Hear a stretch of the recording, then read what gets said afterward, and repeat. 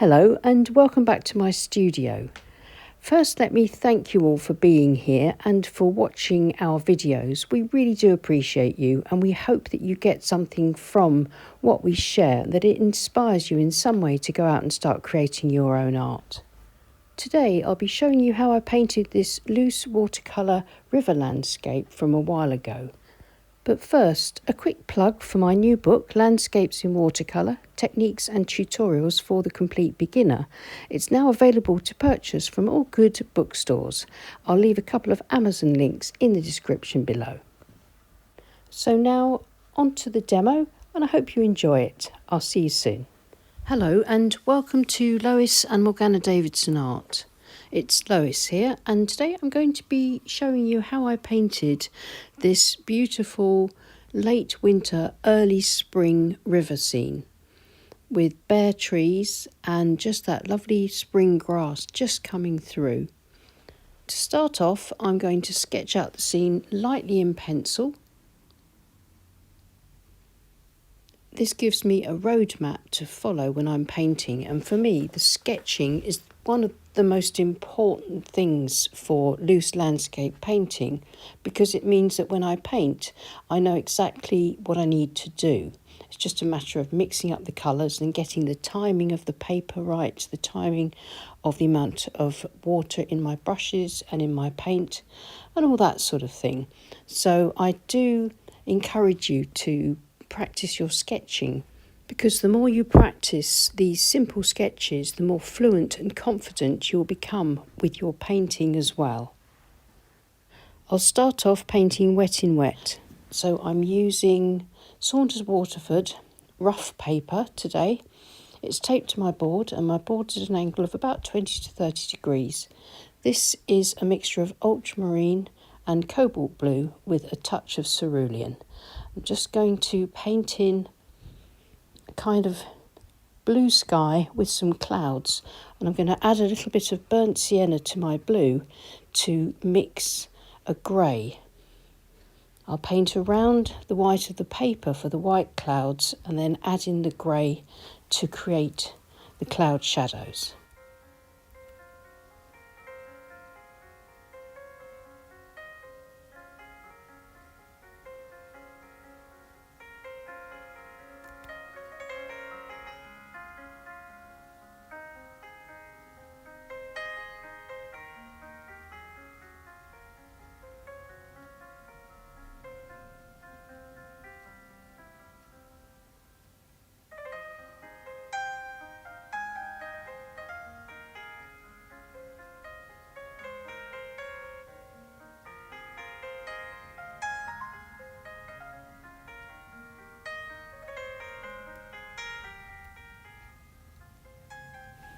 And now I've washed out my brush and using the same brush and painting the landscape area using the wet on dry technique. So nice wet paint onto the dry page and just building up my landscape textures using sap green, raw sienna, burnt sienna, maybe a bit of Payne's grey, maybe a bit of sepia.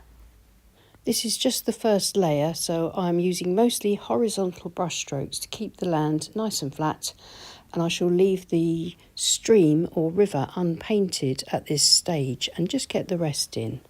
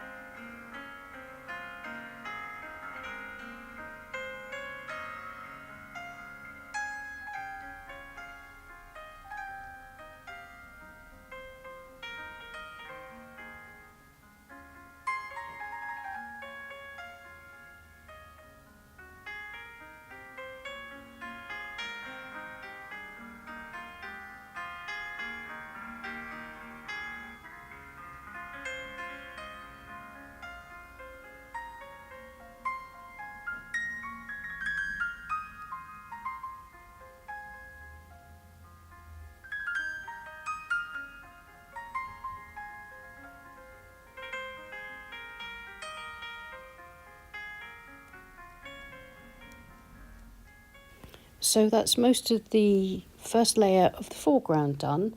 Now I'm just painting in some midground trees on either side, and then I'll put a distant hill across the left hand side following my pencil mark.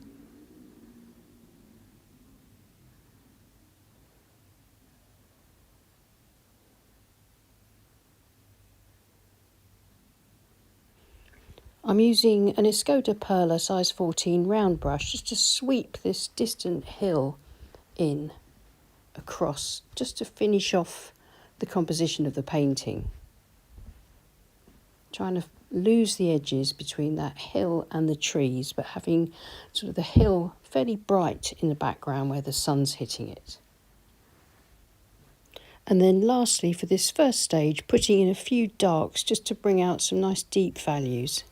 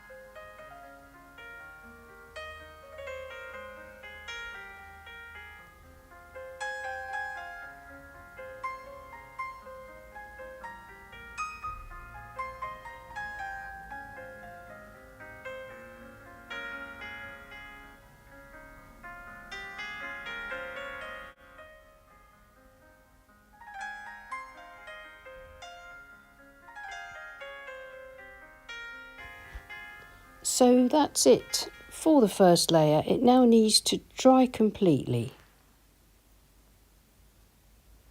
And here's the dry painting, and the first thing I'm going to do is use my rigger brush to start painting in the midground trees on the left. I do apologise that my hand's in the way. That's the problem with the setup that I've got at the moment. The only place that I can have my camera means that when I'm painting certain areas, then you can't see. But every time I move my hand away, you can see what I've painted. And all I'm doing is going over my pencil sketch with the rigger brush with a mixture of ultramarine blue, burnt sienna, a bit of Payne's grey, and maybe a little bit of sepia in it. Varying that up just to get in that little line of midground trees.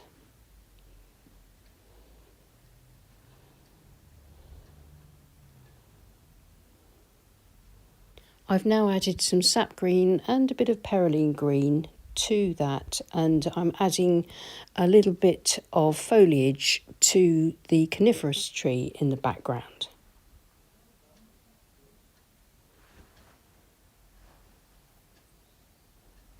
And once I'm happy with that, I can move on to the next stage. And that's using exactly the same technique and the same paint mix or mixes to paint in these closer trees. The technique I'm using here was the same technique that I used for the background trees, but obviously at a smaller scale.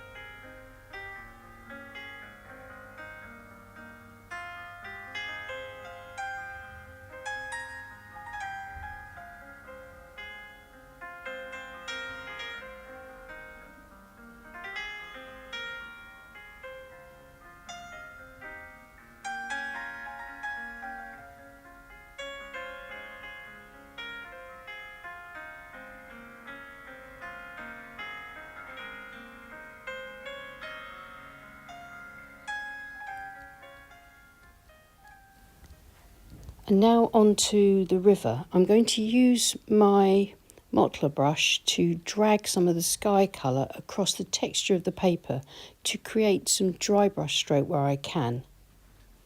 Mostly across the right hand side where I want it to be catching the light. Keeping my strokes horizontal, and that'll keep the water sort of flat, still with some movement. Leaving those white little sparkles shows some movement as this river or stream wends its way through the countryside. Notice I've desaturated the blue a little with some burnt sienna just to grey it up a bit in the foreground.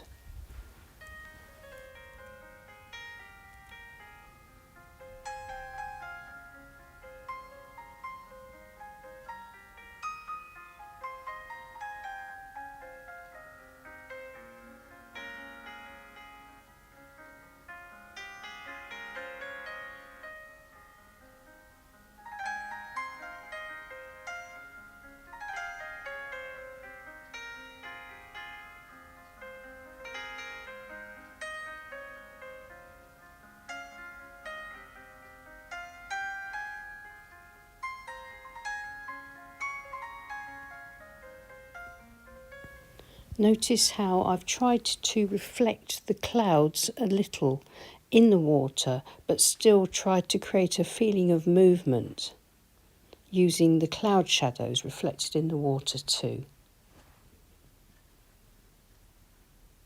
Once I'm happy with the water, then I can move on to pulling out some details and darks, just working wet onto the dry painting to enhance my first wash in places.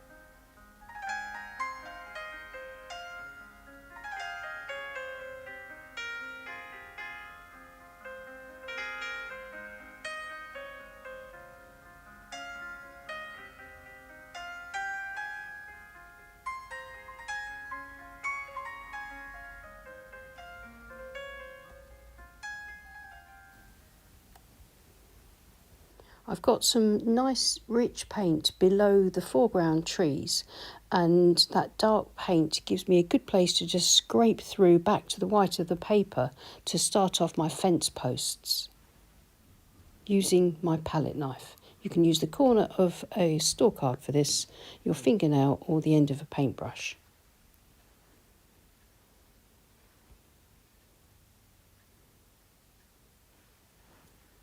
I've added in a few more branches with the rigger brush, and I shall add a bit of this same dark colour to the fence posts in places to make them stand out, and then some little fencing wires to connect the fence posts. Trying to keep these details quite subtle.